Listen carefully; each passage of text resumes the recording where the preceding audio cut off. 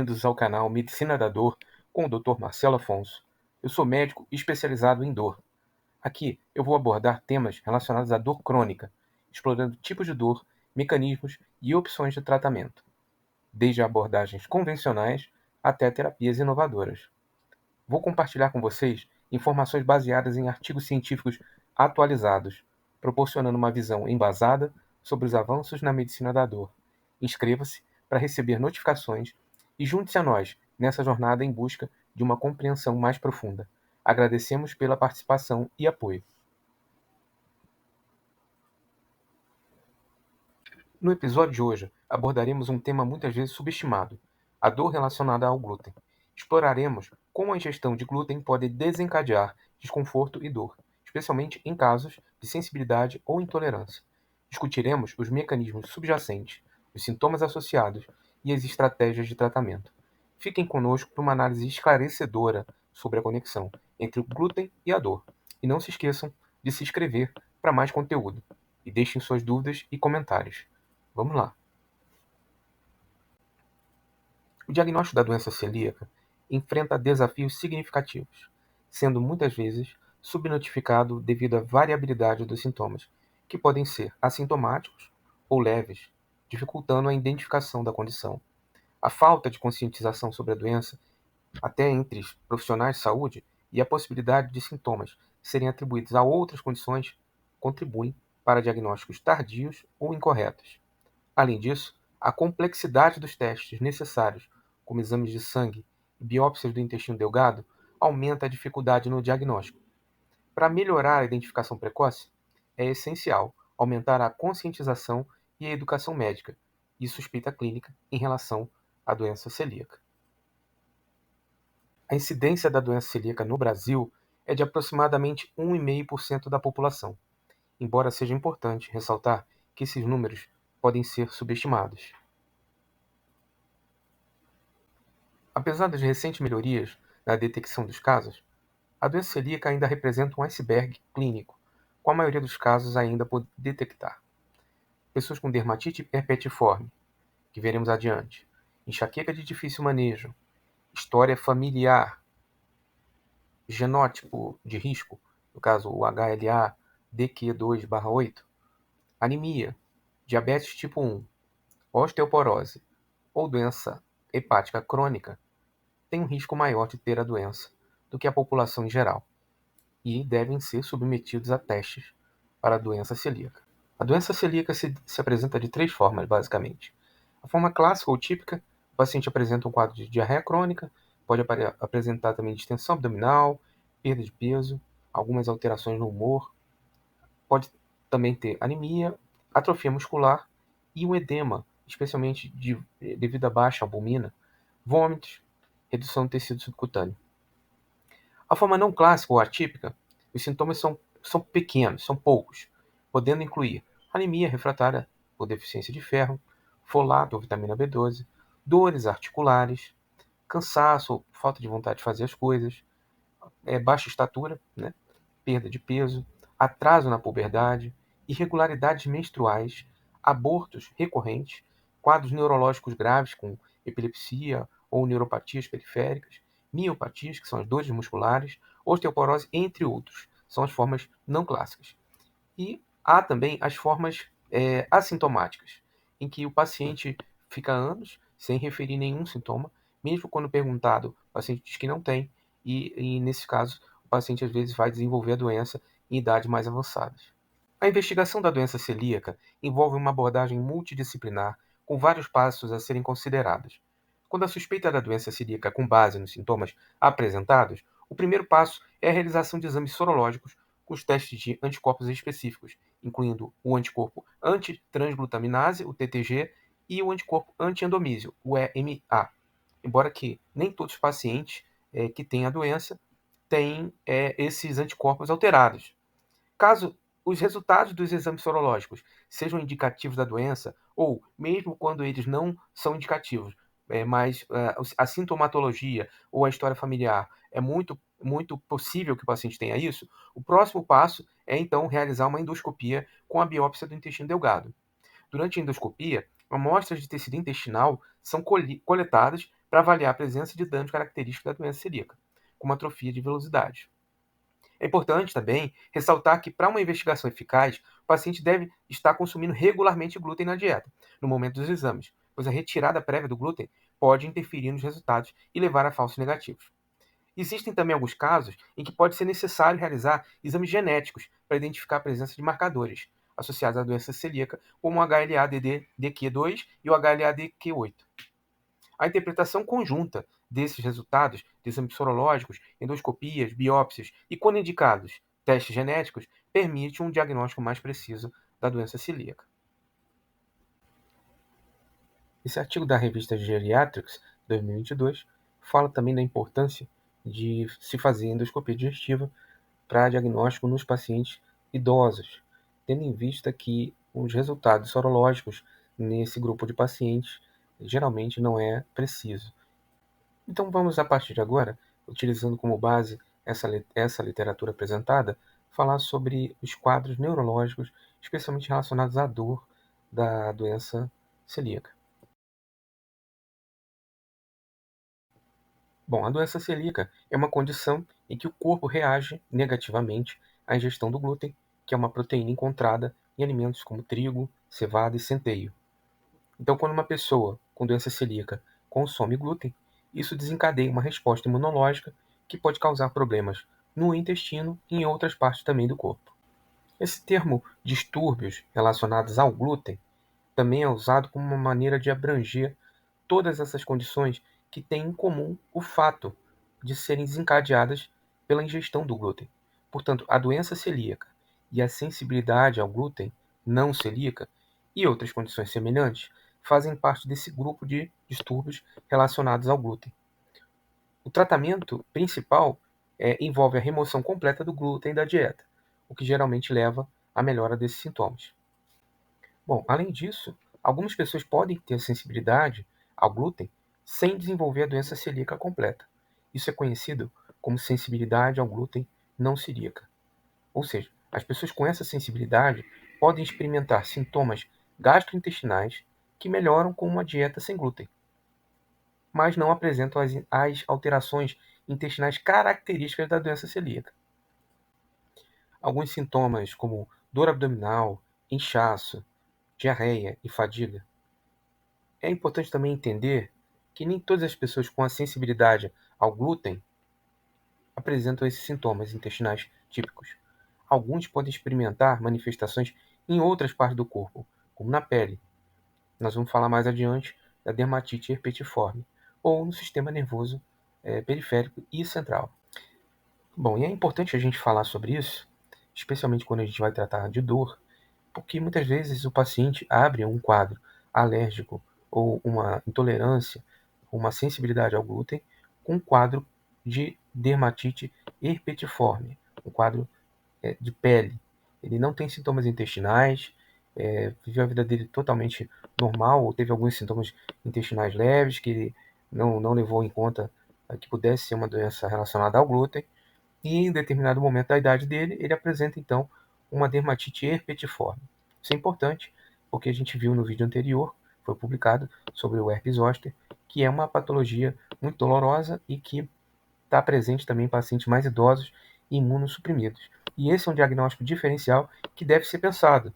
A dermatite herpetiforme, ela se apresenta muito parecida com um herpes zoster. Além disso, outras dermatoses também, que causam prurido, coceira, né, podem se assemelhar ao eczema ou à psoríase. Bom, a dermatite herpetiforme, né, é uma manifestação cutânea da doença celíaca. Então, o paciente vai apresentar coceira intensa, pode ter bolhas, geralmente simétricas. Então, se dá numa perna, dá na outra. Se dá no cotovelo, dá no outro. Né? Se dá num lado do glúteo, dá em outro. Então, os cotovelos, joelhos e nádegas são locais que são mais comuns. Né? Elas podem ter várias formas, essas bolhas. Podem ser pápulas, bolhas, ter áreas muito avermelhadas, erosões como se fossem mais profundas, crostas como cascas de machucado, né? E isso está muito relacionado ao prurido intenso que está associado a esse tipo de lesão. Então, a gravidade dessa erupção varia muito, pode afetar outras áreas, né? Pode chegar ao couro cabeludo, área do rosto, e nas costas, tá certo? Principalmente afeta adultos, mais homens que mulheres, com início em torno dos 50 anos. A prevalência dessa doença é de 1 a cada 8, ou seja, cada 8 pessoas com doença celíaca, uma vai ter esse tipo de dermatite. Então, o atraso no diagnóstico dessa doença foi relatado em média, de 3 a 3,2 anos. Em alguns artigos, levando até 10 anos para o diagnóstico. Então, a pessoa tinha lesão, tinha prurido e era tratada de outra forma porque não se conseguiu chegar ao diagnóstico de dermatite herpetiforme. E para a gente ter uma noção de como são essas lesões, essas são algumas imagens de pessoas que têm essa dermatite. São dermatites relacionadas ao glúten. Elas se assemelham muito ao herpes e elas podem mimetizar outras doenças dermatológicas. E isso é o que faz com que o atraso no diagnóstico, né? Tendo em vista que são pacientes mais idosos, que nunca tiveram doença nenhuma, ou que tinham poucos sintomas, e na grande maioria das vezes o clínico ou o especialista não vai pensar numa doença relacionada ao glúten. Vamos tratar agora então dos sintomas neurológicos. Bom, então vamos começar falando sobre alterações motoras, ou seja, alterações relacionadas ao movimento. Está aí um vídeo da ataxia cerebelar, ou chamada ataxia por glúten, que ocorre quando o sistema imunológico ataca o cérebro após a ingestão de glúten. Isso leva à perda de células cerebrais, resultando em problemas de coordenação e equilíbrio. Então, o paciente ele tem uma marcha semelhante à de alguém que está embriagado.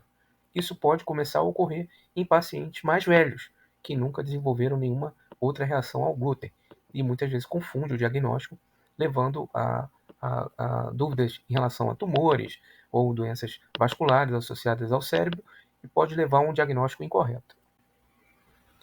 É digno de nota, nesse artigo publicado em 2022, sobre o glúten e a neuroinflamação causada pelo glúten, que menos de 10% dos pacientes com esses quadros de ataxia apresentavam qualquer sintoma gastrointestinal.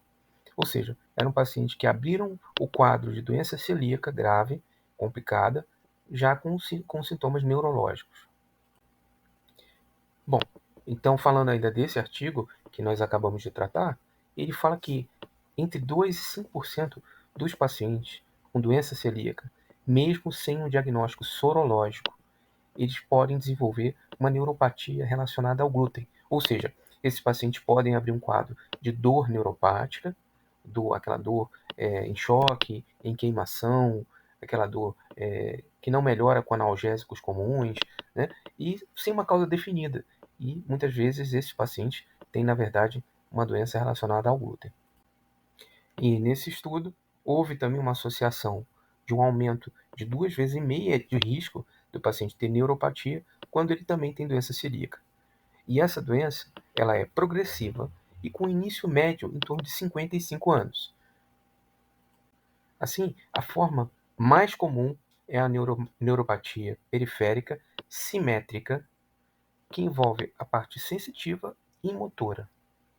E ela responde a 75% dos casos, seguido pela neuropatia sensitiva pura e outras formas assimétricas. Então, ou seja, o paciente pode, na grande maioria das vezes, ele tem um comprometimento misto, tanto da sensibilidade dolorosa, ele sente dor, ele também pode ter alterações no movimento ou na função do movimento. Então, nas 75% dos casos da doença relacionada ao glúten, o paciente apresenta esses quadros. Mas ele também pode ter um quadro só sensitivo e também pode ter um quadro assimétrico. Então, nesse artigo publicado em 2018, as manifestações dessas neuropatias incluíam dormência, formigamento, dor, dificuldades no equilíbrio, fraqueza, cãibras e perda da sensação do calor, da sensação térmica, ou do frio ou do calor. E a dor estava presente em até 55% dos casos, contribuindo muito para a má qualidade de vida desses pacientes. Outra apresentação neurológica que causa dor relacionada ao glúten é a encefalopatia relacionada ao glúten. E ela refere-se a uma combinação de quadros de dores de cabeça, geralmente de difíceis tratamentos. que frequentemente se manifestam com alterações cognitivas, ou seja, da compreensão, como sensação de uma mente turva, e estão relacionadas a anormalidades excessivas na substância branca do cérebro em exames de ressonância magnética. Ou seja, a grande, vasta documentação médica, ela mostra que quadros cada vez mais complexos envolvendo sintomas neurológicos, por exemplo, como dores de cabeça de difícil controle, podem estar associados a doenças relacionadas ao glúten e com diagnósticos muito difíceis, porque, como nós vimos anteriormente, eles começam a existir no paciente em idade avançada, onde outras doenças também são comuns, como, por exemplo, tumores, acidentes vasculares cefálicos, aneurismas e outras doenças que também acontecem com incidência nessa faixa etária. Bom, então esse artigo que nós acabamos de mostrar anteriormente, ele fala que essas dores de cabeça muitas vezes são semelhantes a quadros de enxaqueca. Só que, ao contrário da enxaqueca, eles não costumam responder a medicamentos convencionais utilizados tanto na prevenção profilaxia como no tratamento. E eles geralmente melhoram com uma dieta rigorosa sem o glúten. Bom, então, nesse estudo de 2021, se comparou a incidência de enxaqueca em pacientes saudáveis e em pacientes celíacos. E chegou-se à conclusão que os pacientes celíacos tinham uma prevalência muito maior de quadros de enxaqueca do que nos pacientes que não tinham doença celíaca. Bom, nesse artigo israelense de 2021, em suma, ele vai falar sobre o papel potencial do glúten na neurodegeneração. E a hipótese principal do artigo é que essa reação imunológica que o organismo promove contra o próprio organismo em vigência do glúten, né? Então, na presença do glúten, o organismo começa a produzir anticorpos contra o próprio corpo. E esses anticorpos também atacariam o sistema nervoso. E isso causaria a jusante doenças neurodegenerativas, como Parkinson, Alzheimer e outras doenças mais. Bom, esse outro artigo de 2021, falando sobre comorbidades associadas à sensibilidade ao glúten não celíaca, ou seja, o paciente nem tem a doença propriamente celíaca, ele só tem um aumento da sensibilidade. E ele indica associações significativas entre a sensibilidade ao glúten não celíaca e diversas condições, incluindo outras doenças autoimunes, distúrbios neuropsiquiátricos como a depressão, quadros de dor de cabeça que nós falamos anteriormente, fibromialgia, dor lombar crônica e problemas ginecológicos.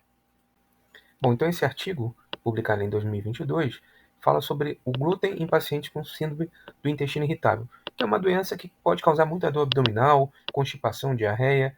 E nesse artigo, os resultados indicam que a prescrição de uma dieta rigorosa, sem glúten e com baixo teor de FODMAP pode ser considerada como uma opção terapêutica eficaz para gerenciar pacientes com síndrome do intestino irritável. Ou seja, no artigo, ele encontrou alguns fundamentos para se tirar o glúten de pacientes com síndrome do intestino irritável e que nesse paciente houve a melhora da dor. Concordando com o artigo anterior, esse artigo publicado em 2023 sobre a restrição de glúten no paciente com síndrome do intestino irritável, sim ou não, ele chegou à seguinte conclusão: o consumo de alimentos com glúten tem efeitos tóxicos, contribuindo para condições como doença celíaca, dermatite herpetiforme, síndrome do intestino irritável e diabetes. Apesar dos diferentes mecanismos envolvidos, a toxicidade do glúten está ligada à capacidade dos seus peptídeos de afetar a permeabilidade intestinal, modificar a microbiota e estimular o sistema imunológico. Então, nesse estudo clínico, ele apontou benefícios da dieta sem glúten para pacientes com essas condições, embora a adesão estrita gere deficiências nutricionais. Bom, nesse artigo 2023, nós identificamos que a sensibilidade ao glúten não celíaca está relacionada à dor lombar, com características de espondiloartrite, que uma dieta sem glúten pode ser útil para esses pacientes. Bom, esse artigo publicado em 2023 mostrou a eficácia de uma dieta sem glúten na redução do índice generalizado de dor e da escala de gravidade dos sintomas em pacientes afetados pela fibromialgia. Então, a dieta sem glúten melhorou os sintomas da fibromialgia, conforme avaliados pelos índices de dor e sensibilidade. Isso foi confirmado pela realização de um novo teste após reintrodução do glúten na dieta, mostrando que houve melhora e ela estava relacionada à ausência de glúten. Nos artigos mais recentes, no entanto, não houve nenhuma evidência científica encontrada para promover a exclusão do glúten em pacientes com artrite reumatoide que não tenham doença celíaca. Então, nesses pacientes com artrite reumatoide, não existe nenhuma indicação de remover o glúten da alimentação. Na revisão que nós realizamos para fazer esse vídeo, nós também não encontramos nenhum artigo que falasse sobre a retirada do glúten nos pacientes com endometriose e encontramos 2 artigos que contraindicam essa retirada. Não vem nenhuma evidência até o momento de que o glúten possa ser benéfico nos pacientes com dor relacionada à endometriose. A decisão de restringir alimentos, especialmente no contexto de condições como a doença celíaca, é uma questão complexa e crucial, que requer a orientação e a colaboração de profissionais médicos e nutricionistas. Médicos desempenham um papel fundamental ao diagnosticar e gerenciar condições que exigem restrições alimentares, fornecendo informações sobre a doença, seus efeitos e opções de tratamento. Já os nutricionistas, por sua vez, desempenham um papel crucial na elaboração de planos alimentares personalizados, garantindo que os pacientes recebam os nutrientes necessários e evitem deficiências nutricionais. A colaboração entre médicos e nutricionistas assegura uma abordagem holística, considerando não apenas a gestão da condição médica, mas também a qualidade de vida do paciente.